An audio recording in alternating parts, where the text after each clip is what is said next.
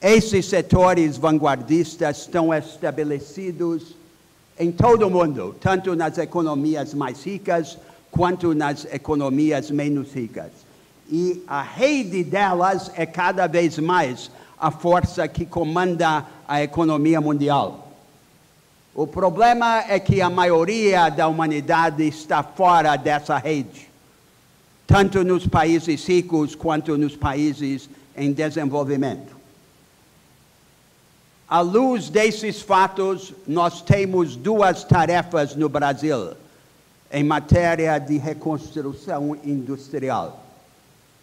A primeira tarefa é acelerar no centro industrial do país, no Sudeste, a passagem que já começou para além do Fordismo industrial. Mas a segunda tarefa, mais instigante, mais difícil e, sobretudo, mais decisiva para o futuro do país, é organizar no resto do Brasil uma travessia direta do pré-Fordismo para o pós-Fordismo, sem que se tenha de passar pela etapa intermediária do Fordismo industrial. Quer dizer que o país todo não deve ter que primeiro virar o São Paulo de meados do século XX, para depois poder virar outra coisa. A minha quinta tese diz respeito à educação, à capacitação dos brasileiros. Há uma revolução a fazer, não só para desenvolver o país, mas também para assegurar que os nossos Newtons e Darwins não baixem à sepultura sem se haverem conhecido. Há duas grandes iniciativas a tomar.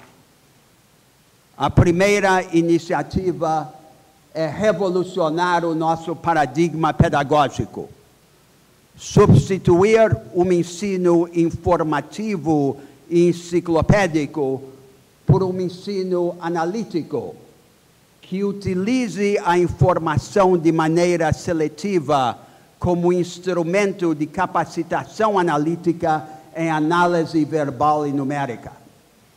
E o lugar para começar essa obra é o elo fraco do sistema escolar brasileiro, a escola média.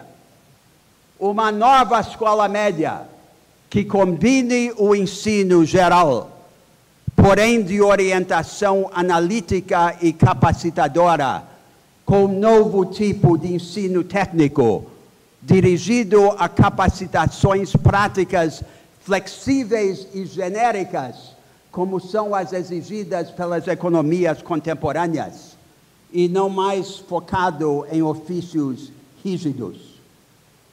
E a segunda grande iniciativa educacional é cuidar para reconciliar no nosso país, muito grande, muito desigual e de regime federativo, a gestão local das escolas pelos estados e os municípios com padrões nacionais de investimento e de qualidade.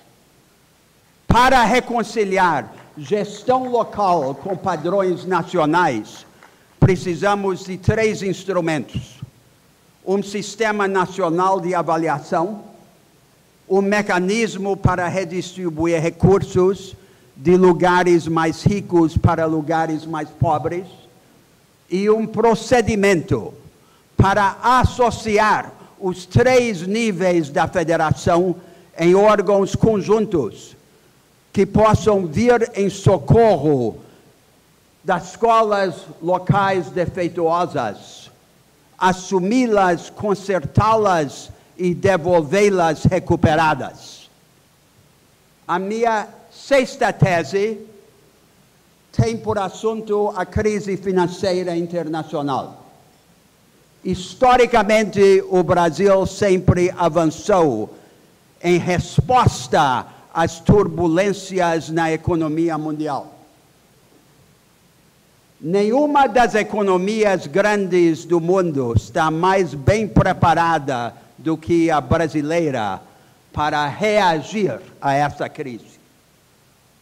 Mas a melhor maneira de reagir é aproveitá-la como uma oportunidade para a reconstrução. O debate no mundo sobre a crise financeira está ainda dominada por duas ideias superficiais: a necessidade de regular os mercados financeiros e o imperativo de adotar políticas fiscais e monetárias expansionistas, o keynesianismo vulgar. Nós precisamos ajudar a apontar o caminho para enfrentar os dois problemas mais profundos: a correção dos desequilíbrios estruturais na economia do mundo, entre as economias superavitárias em comércio e em poupança e as economias deficitárias em comércio e em poupança. E, sobretudo, esse segundo tema vital para nós e para a humanidade: reorganizar a relação institucional entre o sistema financeiro e a produção, inovando em instituições que possam estreitar o vínculo entre a poupança da sociedade, reunida nos mercados financeiros, e as necessidades da produção. Hoje, em larga medida, o sistema produtivo se autofinancia e uma grande parte do dinheiro reunido nos mercados de capitais se dissipa num cassino financeiro sem utilidade para a economia real. Tomemos nós a dianteira em mostrar ao mundo o caminho da reconstrução. A minha sétima tese é sobre as vantagens do Brasil. O grande atributo do Brasil é sua vitalidade. Uma vitalidade desmesurada, anárquica, quase cega, mas historicamente carente de instrumentos. Nós nos colocamos numa camisa de força de instituições e de dogmas que suprimem a nossa vitalidade. Quebremos essa camisa de força. E aí vem uma segunda vantagem. O maior acontecimento social do último meio século da história brasileira é o surgimento debaixo de uma nova classe média, mestiça, morena, de milhões de pessoas que lutam para abrir pequenos negócios, que estudam à noite e que inauguram no país uma cultura de autoajuda e de iniciativa. Essa vanguarda de batalhadores e de emergentes já está no comando do imaginário popular. Para a maioria do nosso povo, ela é o horizonte que essa maioria quer seguir. A grande revolução brasileira hoje seria o Estado usar os seus poderes e recursos para permitir à maioria seguir o exemplo dessa vanguarda.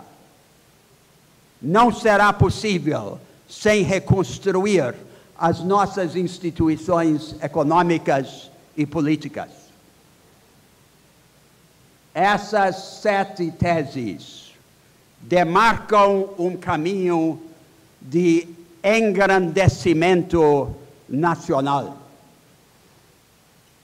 Ao se dar braços, asas e olhos para instrumentalizar a energia que fervilha, frustrada e dispersa dentro de si mesmo, o povo brasileiro ficará de pé entre as nações do mundo.